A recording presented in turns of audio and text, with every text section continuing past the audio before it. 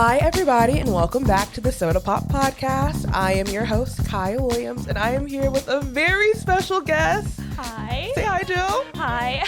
I am here with Jill. She is a scenic design major. Just design tech. Just design tech here at UNA, and we're going to talk about scenic design and crafting and just how to be Jill, which is so much fun and super cool.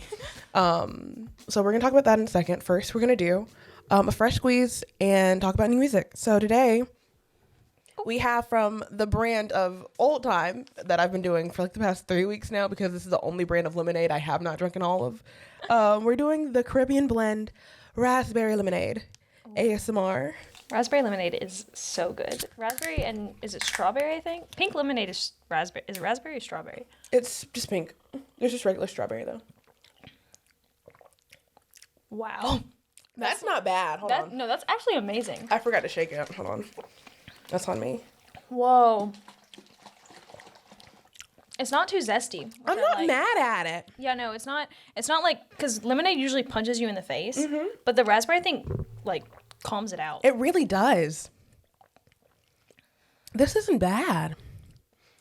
This is what pirates be drinking, man. I'll be a pirate. I'm loving this one. I'm not going to lie. I would drink this one again. For raspberry lemonade, because it's hard to find a good raspberry lemonade. It really is. It really is. Wow, that's really good. I'm giving this one like a 7 out of 10. I'd give it an 8 out of 10. Yeah, no. I love lemonade. Lemonade's one of my favorite drinks. Same. I just like regular lemonade. I don't like adding a lot of stuff to it, but this one's really good. That's a good one. Wow. They came out with this one. That one's really good. I'm giving that one a 7 out of 10. You know, Caribbean, if you wanted to sponsor us, it's Old Time. Old Time Caribbean blend. If you wanted to sponsor this podcast, I am not stopping you. You make pretty good lemonades. I think I've only had one lemonade from you guys that I have not liked. And even then, we can work together. we can figure it out. We can figure it out. We can fix it, you know? It's good. I got it from the Chevron next to the stadium. Oh, okay, yeah. If you wanted to get some. I don't know where else. Ooh. I've never seen them anywhere else. I've never seen this before, but I like it. Really good. I also I love raspberry though. Raspberry is such a fun flavor. It really is. Such a fun fruit. What music have you been listening to? Oh, geez. Let me see. Let me get on my YouTube real quick because I'm sad. I use YouTube music instead of No, YouTube Spotify. music is good. I'm not going to lie. It's I pay for premium so I don't have to listen to ads. Yeah. But let me see. That's gonna be like if Spotify's prices get too high, I'm just gonna pay for YouTube premium and then use YouTube Music. I've been listening to a lot of musicals, but I think the main one is The Weeknd. I've really been into The Weeknd and Tate McRae, I think her name is. Yes. There's a song called "Lie to Me" by her that I've been listening to on repeat, back to back to back. I love the song so much. It's so much fun. And then I think another one is like The Devil I Know, which is from a music video that I watched. It was a dancing music video that they had the song as a background, and I was like, I need this song. Yes. So I've been listening to that song. I don't know who it's by, though. Let me see. You're so good. Why you do that? I've been listening to a lot of Rio Romeo. Love them. I love them so much. They're so good. I've been listening a lot to their EP, Good God. You've probably heard it all over TikTok. I think like the new song that like currently they have going on is Nothing's New. It's like nothing's new, nothing's new, nothing's new. It's so good. I love all their music even before. I'm a sucker for them. So that's currently what's on. I've been listening to on repeat. Ooh, yeah. Mine's by Will Bowes. Will Bowes. Called The Devil I Know. It is such a fun song. I've also been listening to, what is his name? Charlie Puth. He's been really popping off on my YouTube recently as well. Okay. So we love. If you want to go listen to any of these songs, we have a playlist called Fresh Squeeze that you can find on Spotify. Just type in University of School of the Arts or UniSoda, one of the two. They'll pop up and click on the Fresh Squeeze one. It should have lemons and it should look super fun. So there you go. I made it. Love it. Yeah. So go check it out. And you can listen to all these wonderful songs that we get recommended every week and figure out what lemonade we had to go with it. I don't know how, but you'll figure it out. If you don't know, Jill works for Norton Crew as well. Yes. We just recently did an episode with them. So you should go check that out to go hear about Norton Crew. But before we talk about, Norton Crew and all the other stuff, let's talk about you. Okay. How are you? I'm doing great. Okay, that's I'm doing great. amazing. Why are you here at UNA? So UNA, so I've been in college for 4 years, but when I went with my high school to come visit UNA, I visited like every college in the state. My school would visit every college, and UNA was the only one that I really connected with because it kind of had that small town feel of where I'm from, because I'm from a very small town. Yeah. So like Auburn, Alabama, they just overwhelmed me a lot, and same thing with like Montevallo. They were all really big schools. UNA was the first one that I was like, this school, it feels like home, but it's also college, which I love. So I chose here. I wasn't always a theater major. I came and I transferred as a interior design and architecture major and realized that was not for me. I didn't want to build real houses. Real houses scared me. But they had a really good program for that. So that's honestly the main reason I came here, was because it was one of the best programs for interior architecture in the state. What school did you transfer from? Bevel State Community College. Okay. It's like a small, there's like 5 of them around Alabama, and they're all so small and so tiny, and I went to the smallest one.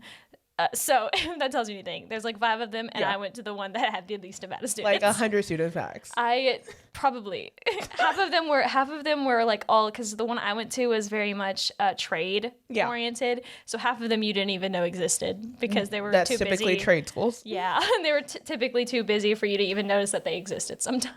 Yeah.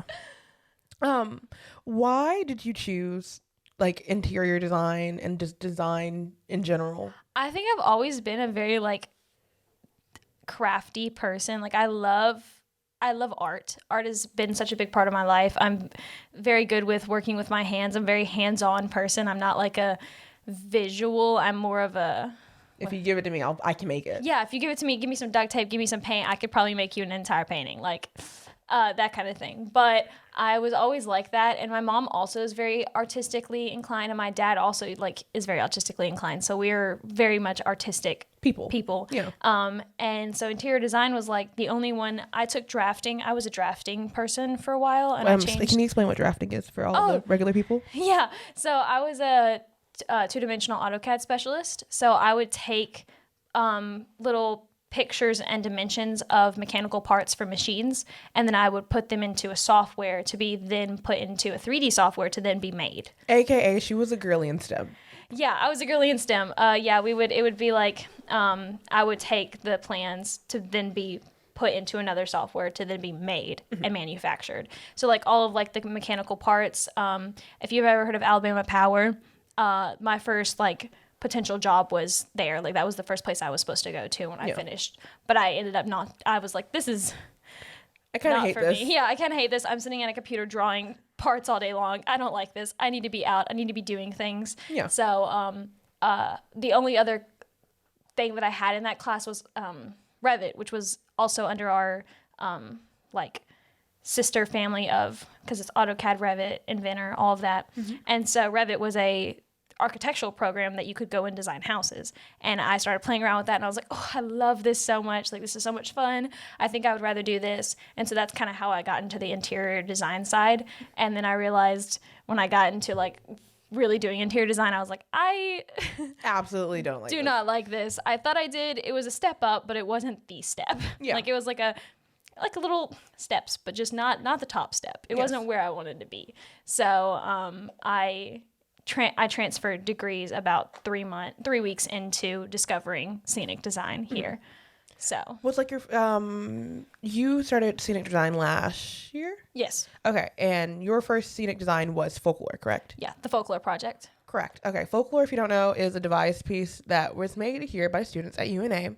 Abigail Dillard was a visiting professor at the time, and her specialty is devised theater and putting together devised works. So we came together. I wasn't part of it, but the students came together and made the show. So that's what that is about. What's the difference between, making, for like designing a room to like live in a house versus designing a set? So I think for me, a house to live in, and this is going to sound so sad, but I think the reason why I don't want to design houses to live in is because it's more, like you don't get most of your creative freedom. You also have to take in clients' ideas and everything. And when it comes to scenic design, usually design starts before everything else for shows. So really the scenic designer works directly with the director. and the technical director, and you get to put your vision to life of what you think this play looks like. And so you have a lot of creative freedom and a lot of like you get to make a lot of the decisions. But when it comes to like designing somebody's house, you have to do it the way they want it. You have to do what color schemes they want, what designs they want. Like you have to make it very tailored to them. And instead with scenic design, you can make it tailored to how you think that play and that world looks like. Yes. Which I think is the big difference, is that I wasn't being constrained to what I was told that I had to do. You weren't constrained to the limits of like reality. Yeah, basically. I like to design sets for fake houses. Yes. Not real ones. No, because if you guys don't know, Importance Being Earnest is coming. And we have a moving wall. 3 moving walls. 3 moving walls. And it's so cool. Like what made you want to do like moving walls for that? So when I first read the play, it's broken up into 3 acts: Act 1, Act 2, and Act 3. And Act 1 is set in a like apartment style living. It's called Algernon's flat, or Algie's flat, and it's tailored to Algernon's personality. And then in the second act, we move to a garden outside of Manor House, which is Act 3. Act 3 is Manor House, which is Jack's like $1 million estate. Like it's a huge, if you look at it, Manor House is a real place and it's huge. And so I was thinking because me and my director were talking about it, and she really wanted the set to be different for each act. She didn't want really much reminiscence of the set. So we were thinking, what's the best way to do that and to create multiple sets in one show? And that's when we came up with, well, if the wall is one side a fireplace and one side a bookshelf, when we flip it, it's a whole different set. So that was kind of the idea. Yeah. And process of it was, how can we make this not look the same the entire show? Yeah. Which is why we actually have intermission. The show doesn't really call for an intermission because it's only like an hour and 10 minutes long. Yeah. But we put in an intermission so we could be able to flip those walls and create like a whole different set. Okay, question I have, because I've seen it. I've been nosy the entire time because you've just been gushing about it and I've been so excited. Is like the bay window. Like how do you hide the things like in like set designs? Because like I know it flips around and it like pulls out and it just looks so cool. Yeah. So it was a process with the bay window. We were originally supposed to paint so there's panels. So there's the back wall, which is the actual window. Mm-hmm. And then there's 2 shutters that close, and then they open up and reveal the window. And originally that was all supposed to be painted as if it was a window, and then we would put physical shutters on and then get rid of them. But we had a lot of time constraints and not enough hands on the project itself. Yeah. Because we had lost some of our hands throughout the process. And so we ended up deciding, it was actually Abigail's thought, Abigail Dillard. I had called her in to help me with it, to change those walls to be like actual shutters. Like we built them to look like shutters.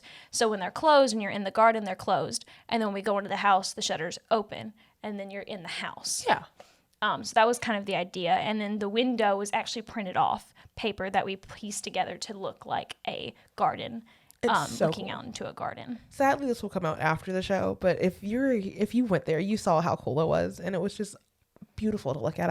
I've been so nosy the entire time, and I absolutely love it.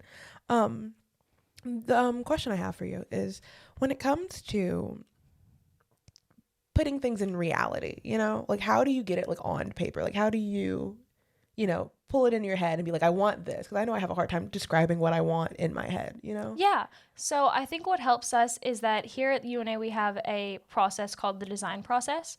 And so we have it in different phases. There's 5 different phases. And phase 1 is like getting to know the play, reading it. Phase 2 is your $1 million idea. Phase 3 is feasibility. So taking that $1 million idea and putting it into feasibility. And then phase 4 and 5 are like the ending phases. Well, when we start with phase 1, we get introduced to a concept. And so our directors always have a concept for their shows. So if y'all are aware of the show we did last semester, which was Defying Gravity, which I was the lead scenic for, Abigail's concept was impact, because it was about the 1986 Challenger disaster. And so the show was impact. So I take a lot of that word and I kind of visualize it in my head on what I think will look. So for Defying Gravity specifically, we knew that Laura Lee, who was our lead actress who played Krista McAuliffe, the teacher, I knew that I wanted the play to be very much not a grounded play. it was very in the sky because we were talking about space, and Yes. there was a lot of crazy concepts in that. And we also had a literal impressionist painter in this show, Claude Yes. Monet, which is where I took a lot of my inspiration from. So when we did it, if any of you saw the set, we had a 16-foot rotating platform on the ground, and then we had a 6-foot tall platform. And so I knew in certain scenes where I wanted to place them, and I knew for the scene where the space shuttle like blew up, I knew I wanted Laura Lee high off the ground to indicate that she was in the sky. So we put her on top of a 6-foot tall platform in the rocket when she blew up on stage. And then for like the painting jobs and everything, a lot of people didn't notice this, but the ground was painted to be the beach. So the ground was, when the characters were on the ground, that means that they were real. Yeah. They were not a concept. They were grounded on the ground. And if you were on a platform, the platforms were painted to be the sky. Yes. And they were all painted in impressionist style, just like Claude Monet. And so that was kind of the concept for impact was the higher up you went on a platform, the higher up you were in the sky, which is why it was so beautiful at the very ending scene where her daughter was standing on top of a stool, on top of a platform, and she was on top of the 6-foot looking at each other as if they were looking at each other in the sky. Yeah. Which was beautiful. So for the show that we're doing now, The Importance of Being Earnest, I can't remember what Suzanne's exact theme was, but for me, in my head, I came up with Hidden in Plain Sight because it's it was a show written by Oscar Wilde, who at the time was being tried for homosexuality because at the time it was illegal.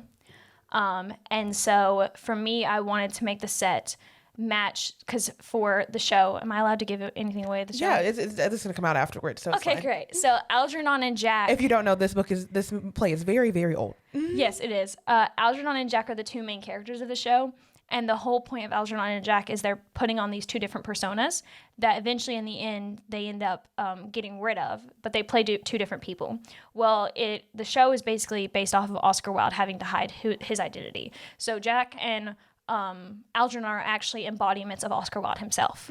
And so the theme, like Hidden in Plain Sight, is a node to him having to hide in plain sight, like him having to be a different person in front of people because he knew that he couldn't be the way he really wanted to be, because he was a very flamboyant man, very much a colorful, energetic. He was not the type to be like stereotypical, Jack. Straight, tie, all the fun things. He didn't like that. He wasn't that type of person. And so in the show, we actually have Algernon, who is the embodiment of who he really wanted to be, and Jack, the embodiment of who he had to be. And so for me, for that show, I wanted it to give a nod to him. And so we have a lot of like hidden in plain sight elements in the show. We had been asked by one of the actors the other day why there was a vase of carrots and turnips on the set, because it looked like a bouquet of carrots and turnips. And me and Suzanne came up with this idea at the very beginning that on his trial, he was in trial when the first showing of The Importance of Being Earnest came out. Yeah. He was on trial for being with a man, and the father of that man actually came to his first showing and brought him a bouquet of carrots and turnips at the actual showing, as a way to say like, hey, this was a disrespectful kind of thing. You wouldn't bring somebody a bouquet of carrots and turnips because that's just rude. And so we had put that on set as a little note to him. Yeah. We have a lot of like little hidden in plain sight elements in the show. We have an entire wall. It's the only wall that doesn't move or doesn't change throughout the show. And it's a newspaper wall that has the quote, "My wallpaper and I are fighting a duel to the death. One of the other of us must go." And that's a quote from Oscar Wilde himself. It was his last quote that he ever said before he had passed away from, I think it was from disease. Yeah. I think he was sick. And it was his last quote basically saying like, one of us has to leave. And me and this wallpaper cannot keep fighting. And it's not about actual wallpaper. It's about his personalities having to fight. And he was basically saying, I can't keep doing this. Yeah. And so like the whole set is basically a node to Oscar Wilde himself. Yes. So, no, yeah. That's so cool. My thing is, like, do you have a dream set that you want to do? Like, do you have like a goal of like a show that you want to design for? Right now, actually, there's two shows that I find very very beautiful. And one of the shows, I'm a director, so I'm in a directing class here at UNA. And for our directing class, Abigail is our teacher, and she's let us all do a night of one acts. So each director has a one act that they have, or a play that they've chosen, and they're doing an act of. Well, one of my dream plays that I want to do is not The Importance, The Miraculous Journey of Edward Tulane. It's one of my favorite shows I've ever watched. I loved it the second that I watched it. It is so beautiful, and it truly hits me. And I'm actually doing that for my one acts as a director. And so I think if I could choose to design a show or direct a show, that would be the show that I would love to design and direct. But another show is Metamorphosis. I love the show Metamorphosis. I would love to find ways to add like the fun like water elements to it, because there's a couple water elements in that show that you need, like water on stage. It calls for water on stage. Yeah. So I would love to find a way to incorporate that into the show as well. But I'm not really exposed to a lot of plays because there's not a lot of theater around here. There's a lot of theater, but there's not a lot of like straight plays. It's more musicals. It's very musical driven, and it's a lot of popular musicals as well. Yeah. It's never like independent shows, which I personally find, because plays are really fun to watch, but they're incredibly hard just to read. Yeah. And people fail to realize that, how hard it is just to sit and read a play, because plays are not meant to be read. They're meant to be performed. Yep. I agree. And so that's what the hardest part is, like, to expose people to when it comes to doing shows. I think another play for like tech wise that I think would be fun is The Play That Goes Wrong. It would be such a fun play to figure out how to make that play come to life. Because basically the whole show is based off how tech is just like falling apart. Yeah, falling apart. Walls are falling. Things are breaking on stage. Someone's yelling the whole show. Yeah, and they also break the fourth wall a lot. The whole time. The whole time they're breaking the fourth wall. Watching behind the scenes videos of that on TikTok is one of my favorite things. It's so much fun. People fail to realize how important tech is to theater. That's the whole reason why I did a Norton Crew episode, because it's so important to me that y'all get a little bit of credit for all of the wonderful work that you do. Thank you. Because it's just so cool watching the people come behind scenes, because like without tech, theater would be nothing. Yeah. So a question I have is like, how did you get into working for Norton Crew? So it had been talked for a while about Ethan wanting me to join the team. And at the time I was working back home. So I was driving 2 hours every single weekend back home to work. And then eventually I was like, I can't keep doing this. And so it was during Defying Gravity back in like February, March, and I had worked 2 shows at the time. We were building Defying Gravity at the time, and Abigail had came up to me and said, "Hey, like, you're gonna have to be at build no matter what. You're gonna have to be doing these things no matter what. Why don't you just apply for Norton Crew and get paid to do it instead of just doing it? You can get paid to do this instead." And so I was like, you know what? You do make a really good point. And so I had talked to Ethan about it, and then I ended up applying. Because I had been with, I was working really close with Norton Crew since the Folklore Project. Yeah. So I knew that eventually, like, I could either get paid for it or I could just keep doing it for free. Yeah. So I was like, I'm gonna get paid to do it. No, that's fair. And then I ended up really just loving the work, because it's not just building sets, it's working events and doing other things, other tech-wise. Because if I hadn't done Norton Crew, I probably wouldn't have branched out of scenic and done other parts of design, because I've been a temporary stage manager at UNA. I've been a master electrician for Concord Floral. I've done props for Boeing, and then scenic for the other 3 shows that I've done. Yeah. So I've kind of branched out and done other things because I realized and learned a lot from working Norton Crew. You were such a crafty person. Because like I said, she did props, she was sewing, she made t-shirts for Folklore. Like, how do you get into like all the crafts that you do? I just kind of get in burst of energy, and I'm like, oh, this would be fun. So we took the Folklore Project to SETC this year we didn't know we were competing, but we competed for the Fringe Festival, which was a devised theater festival that they had put on at SETC. And so I thought, one day I was sitting there and I was like, it'd be so much fun. And it was with me and my friends at the time. I was like, it'd be so much fun if we were all wearing matching things. And then I was like, but it wouldn't be fun if it was just us 3. Yeah. So then I brought it up to Abby and I was like, hey, Abby, do you think it would be fun if we did like all of us t-shirts and then we all found a day to wear them together? And she was like, yeah, that'd be fun. And we have a place called the Generator on campus, which is for the entrepreneurs and everything on campus, that has like vinyl and t-shirt presses and 3D printers, and it's all accessible to students as long as you get like access from the guy who runs it, which is Mitch. And so we had went one day, and I was like, this is so much fun. And so Mitch gave me access to it through my main card. And so I went in and I just designed the t-shirts, and I get really creative bursts of energy. I'm like, this would be fun. And then I tell myself, oh, you can do it. And so I just do it. No, the follow through you have with these bursts, because like I'm creative and I do like a lot of artsy things. I never finish it unless there's a deadline. Yeah. And you finish it with or without a deadline, which is just props to you, babes. I'm very much I think I can do this, and then I do it. You'll figure it out. I usually tend to, I'm like, even if I can't do it, I'll do something. Like I said, forget women in STEM. We have Jill. Jill's going to solve all of our problems. Yeah. It's just so true. Like, it's amazing because like you're always doing something with your hands. I never see you not doing anything, even if it's just like pulling paint out of a cup, if it's sewing, if it's making shirts, if it's, painting. Even though I feel like you hate painting, you do it all the time. I like painting. I just don't. There was such hesitation with that. Like, yeah, it's a lot. It's a lot of painting. I think Earnest has really like shown me that painting is a lot, because that set so much painting, so many hours put into painting. I do enjoy painting. I enjoy like small painting and detail painting. Yeah. I don't enjoy big paintings or like having to paint a lot at one time. But I can tell you, after every set, I tell myself, oh, I'm so glad I'm done painting. After every set I do, I'm like, I'm so glad I'm never going to paint again. And then I go to the next show, and then there's more painting that has to be done. Yes. Because they're always like back-to-back shows.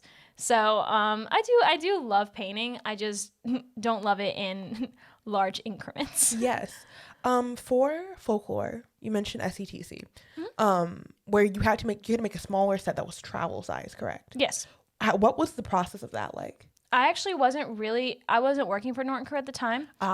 So I wasn't really a part of the process that much, but from what I know, what they had done is they had taken the dock that we had created, and they had cut down the size of the dock about a couple feet and just made the dock a little bit shorter, which is kind of funny because we thought that the size that we had for the show, the space was a lot smaller, but we could have fit the whole dock in the space. But also the truck, we had to find a way to fit it into the truck as well. But that's probably one of our more simple sets that we've done here, because we usually have a lot like larger sets. But from what I know, Ethan had just cut it down a little bit shorter. Okay. I was just curious because like I didn't get a chance to go to it, but it seemed like interesting, to design a whole set and then figure out how to cut said set the exact same way, but smaller and compact. Yeah, I think because what it was is there was a backwood and there was a dock, and I think they had just cut the dock shorter. Gotcha. Is what they had done. That's so cool. Because at the time I was actually working as like an ASM, so I wasn't the scenic designer at the time. I was more helping with stage management. Yeah. Well, Jill, I want to thank you so much for coming and talk to us about design. You're so much fun to talk to and learn all about the different things that you've done and all the things that you could have been. Yeah, I changed my degree a lot. No, that's fair. This one's sticking, I hope. I hope this one sticks. You're really good at it, and you're doing such a good job here. Before we leave, I always have to do a fizzle down feel good. So what's one good thing that's happened to you this week? Well, they released the cast and crew list of the 25th annual Putnam County That was going to be mine. Well, I love that. Yeah, we're working together. Yeah, I'm going to be assistant stage manager, which is super fun. And I will be co-designer, co-scenic designer with Ethan. Yeah. So I'm quite excited for that. I'm really, really excited. I can't wait to see y'all collaborate together for this. I am excited. How excited he got, because Ethan designed Concord Floral for the first time. That was his first time scenic designing, and he was like a proud mom every 3 seconds taking pictures. Actually, he's scenic designed a lot. Me and him I talked to him about it. He was like, I don't scenic design. That's a lot. It's literally on recording. No, he's scenic designed for Boeing. Yeah, and he wouldn't talk to me like, this is my first time scenic designing, and I was like, oh, okay. I guess it's his first time like being really creative, because he was really excited for Concord Floral. Yeah, because we don't have really any other scenic designers here. It's really just me and Ethan. Yeah. So usually it's like Ethan one show, me one show, Ethan one show, me one show. Yeah. And then this one was the first one where we're like collaborating together, which every show that I work, we collaborate. But it's gonna be different. Because we're gonna both be putting like our creativeness and our like fun energy into it. So I'm very excited for it. I'm excited to see how it comes out. Me too. I've never done a musical before, so I'm really, really excited about that. So this is gonna be fun. I can't wait. Until then, I will see you guys in the next episode, and I will see you later, Jill. Yeah, probably. Bye.